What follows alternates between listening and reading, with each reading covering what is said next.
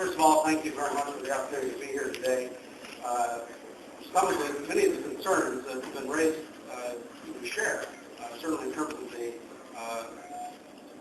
state of the unfunded liabilities of the systems. I will say that from our point of view, it did not have to be this way. It did not have to end in this result. I'd like to just respond to the process that's going on in the Senate because I think that's instructive for you today. We did have several meetings in the Senate President's office with the Senate President and his staff. Those meetings have gone on for the past several weeks or month. We met last Thursday in the Senate President's office, discussed the proposals that were on the table. Thereafter, met in the Governor's office to try to get additional information. And on Friday morning, I personally made a written proposal to the Senate President's staff regarding a way to meet the needs of reducing the unfunded liabilities without making drastic changes to the pension benefits. And there has been no response, to that proposal to date. The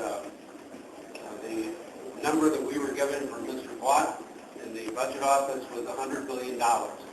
He indicated to us and to all of the labor representatives who were present that if we could find a proposal that would reduce the long-term unfunded liabilities of the system by a minimum of $100 billion, that the bond rating agencies, in his view, would be likely to not take the double tick or even the single tick down of the Illinois bond rating.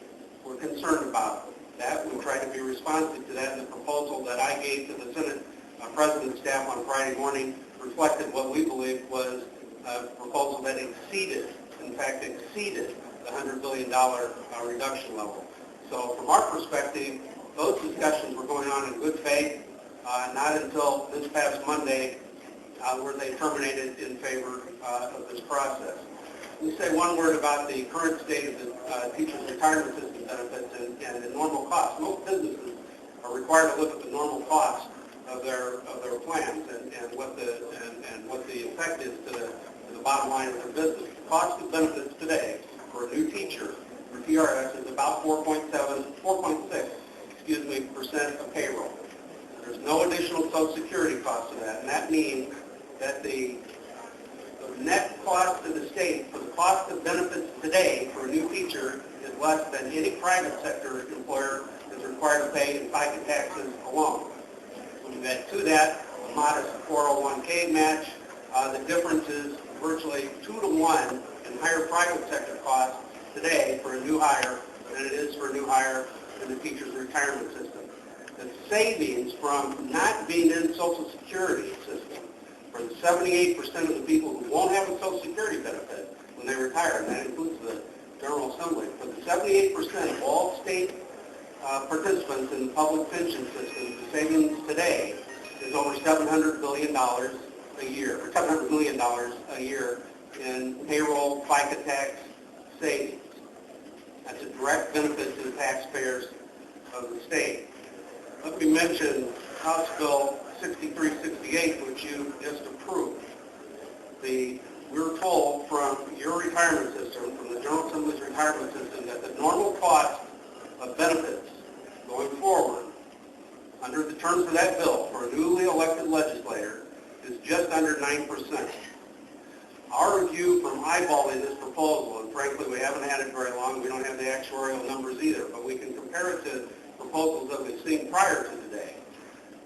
Our estimate of the normal cost, that is the cost of the benefits, not the principal and interest on the debt, the cost of the benefits will be somewhere in the neighborhood of 1% or lower. We don't know, but that's our guess. That will mean, and I want everybody to understand this, that means that the taxpayer cost, the state cost, for the bill that you passed out of this chamber last week will be about 900% greater than the state cost for a new teacher. 900% greater, 9 times greater for a new member of the General Assembly than for a new teacher covered under the proposal you have before you today. Now, with respect to the Chicago system, others will speak to this, but I just want to say, make it very clear, we're making very drastic reductions in the amount that would otherwise be due under current law. Just use 2011 as an example. $587 million would be due under the current requirement. That's going to go down to $187 million. We're also extending by 15 years.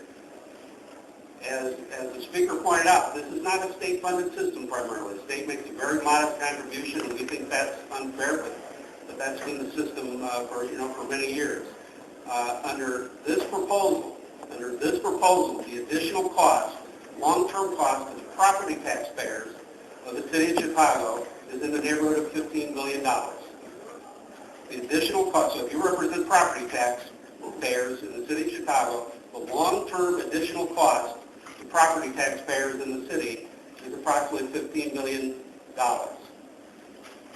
Just say one other thing, and that is the impact on school districts.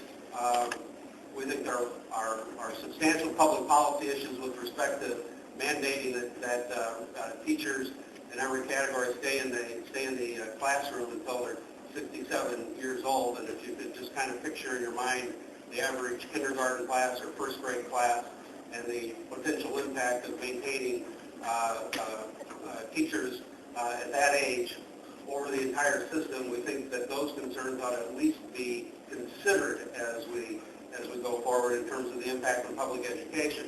In terms of the impact of school district finances, we know what the answer is.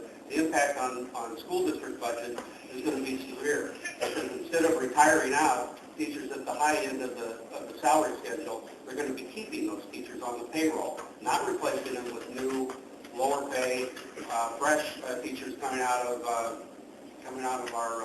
colleges and universities. So we'll be keeping the highest paid teachers on. This will be the largest single unfunded mandate going forward for school districts in the history of our state. So I think we need to keep those indirect costs in mind too, because the property taxpayers, again, under our system, are becoming increasingly property tax based.